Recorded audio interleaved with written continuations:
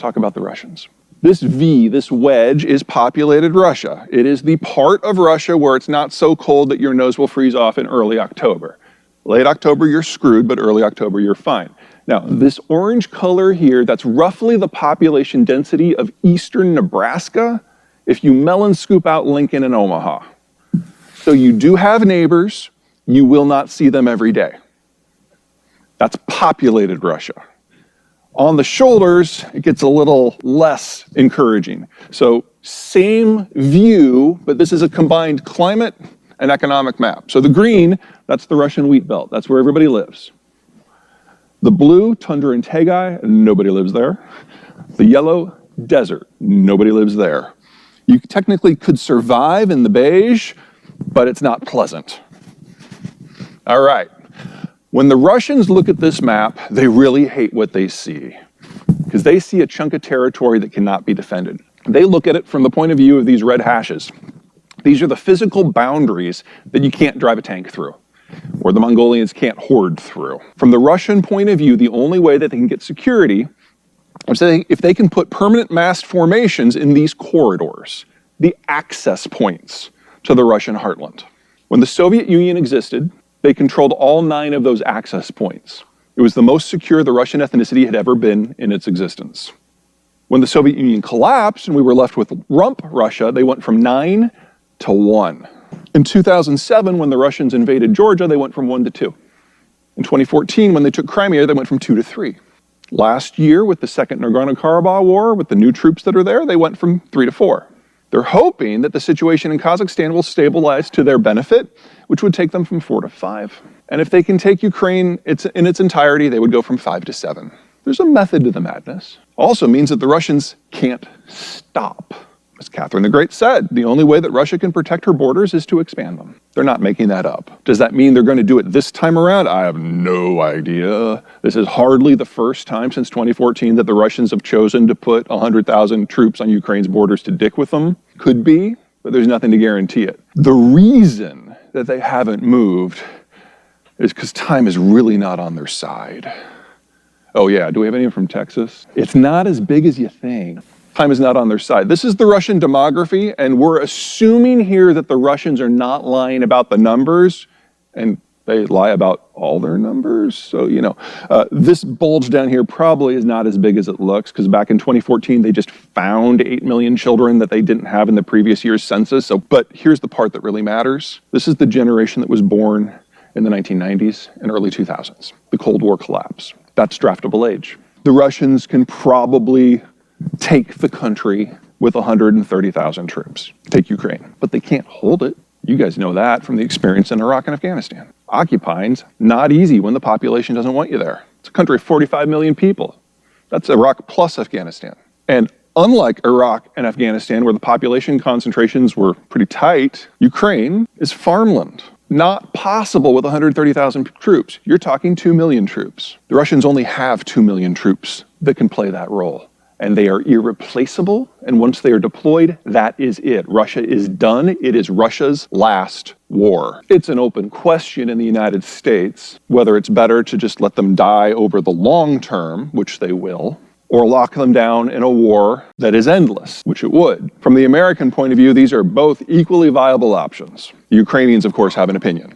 Bringing this back to the China discussion, Russia and Belarus are the world's 2nd and 4th largest supplier of of potash. Nitrogen fertilizer is disappearing because of what's going on in energy markets. Phosphate fertilizer is disappearing because of what's going on in China. And if this war happens, potash fertilizer globally has a shortage as well. Yes, rifles are an industrial technology, but so is fertilizer. And if you remove all 3 types of fertilizer at the same time, this world is over. Now, the US will be fine. We either produce it ourselves or get stuff we need from Canada. But the rest of the world, the technical term is fucked. So let's talk about where it hurts most. Here's Africa in 1950. This is a crop concentration map. The pink and the blue are areas where roughly 1/3 or less of the land is under cultivation. And in a pre-industrial system, this is what you would expect.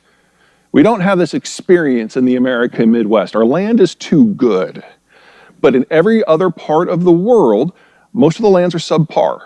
and it takes value-added inputs in order to make them productive. Fertilizer, pesticides, herbicides, equipment, finance, takes it all. All of those are industrial technologies. And with 50 years of access to those technologies, this is what Africa became. Over 5 decades, their output increased by a factor of 5. It's one of the great successes of the globalized order. Now take away some of those inputs. Subpar lands, once you apply the technology, have explosive increases, which means if you take away the inputs, they have explosive decreases. This is where the world's wheat comes from. The beige are the net exporters, the red are the net importers. The reason I'm putting this up is because of the Russians. The last time the Russians mucked with export markets for wheat and imports, it was 2010. They had a very dry season in Siberia and a lot of their wheat fields burned. On top of the previous year where it had been a wet year and they had locusts. I mean, Russia's very good at plagues. Anyway, in 2010 they had export restrictions that had the net effect, by removing a certain percentage of global production from the market, of doubling wheat prices globally. It tripled in the countries where they were usually the primary supplier, particularly the Middle East.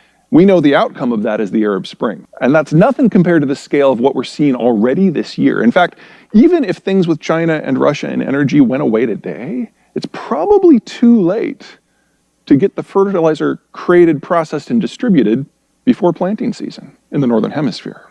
The Midwest is not normal. It rains. It's on a water network for distribution. Nobody else can do that. So yeah, we're looking at a turning of history, but it's turning back. This is my favorite map of all times. This takes everything that I do in manufacturing and military strategy and energy and agronomics and puts it in one graphic. The countries in the blue in a deglobalized world are the ones that rule the future. They've got everything that they need locally. They're going to do very, very well. They will try to screw it up. They will fail. The green, looking pretty good, more or less where they are now. Yellow and brown is where things fall apart. Now, the yellows have something going for them. Maybe they're self-sufficient in food or energy, or they have a particularly unified population that doesn't mind a few hardships here and there. They'll suffer through. The browns can't. The browns are utterly dependent upon the shape of the world as it is today, as it is maintained by the Americans. And they lack the capacity to impose a replacement system even in their own neighborhoods. And then the reds are the failed states. So if you don't know their names, don't bother learning them. I am not worried about managing or repulsing a Chinese or a Russian war of expansion. If the Chinese or the Russians move, it's their end.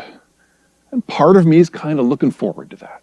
I am worried about managing wars of collapse and wars of after effects as these major powers that have thrived in recent decades because of the American strategic overwatch, because they collapse under their own weight and leave gaping holes in the map. That's my concern.